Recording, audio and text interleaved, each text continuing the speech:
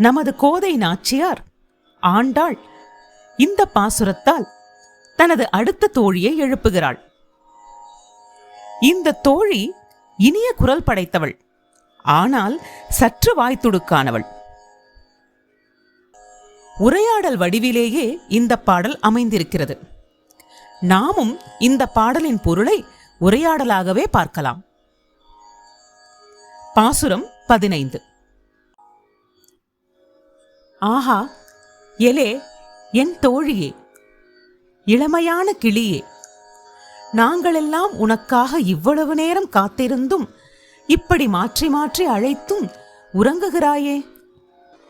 ஏன் இப்படி சத்தமிடுகிறீர்கள்? சில்லென்று அழைக்காதீர்கள், இதோ வந்து விடுகிறேன். நீ வாக்குவன்மை உடையவள்தான். உன்னுடைய பேச்சுத் திறமை பற்றி நாங்கள் முன்பே அறிவோம். உன்னுடைய வார்த்தைகள் மிக நன்றாக இருக்கிறது. இவ்வளவு நேரம் தூங்கிவிட்டு இப்போது எங்களிடம் சில்லென்று அழைக்காதீர்கள் என்கிறாயே. சரி சரி, எனக்குத்தான் பேசத் தெரியவில்லை, கோபித்துக் கொள்ளாதீர்கள். நீங்களே வல்லவர்களாக இருந்துவிட்டு போங்கள். நான் தான் திறமையில்லாதவளாக இருந்துவிட்டு போகிறேனே, அதனால் என்ன? சரி, அதெல்லாம் இருக்கட்டும். நீ உடனே விரைவாக எழுந்து வா. எங்களோடு உடன் வருவதை தவிர உனக்கு வேறு தனிப்பட்ட உத்தேசம் ஏதும் இருக்கிறதா என்ன? என்னவோ நான் மட்டும் எழாதது போல் பேசுகிறீர்களே. எல்லோரும் வந்துவிட்டார்களா என்ன? எல்லோரும் வந்துவிட்டார்கள்.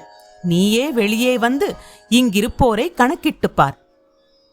வலிமை பொருந்திய குவலையாபீடம் என்னும் யானையை அழித்தவனும் எதிரிகளை வேட்டையாடும் திறம் கொண்டவனுமான மாயக் கண்ணனை வணங்கி பாடி மகிழ உடனே எழுந்து எங்களுடன் வருவாய் என்ற உரையாடலாய் அமைந்துள்ளது இந்த பாசுரம்.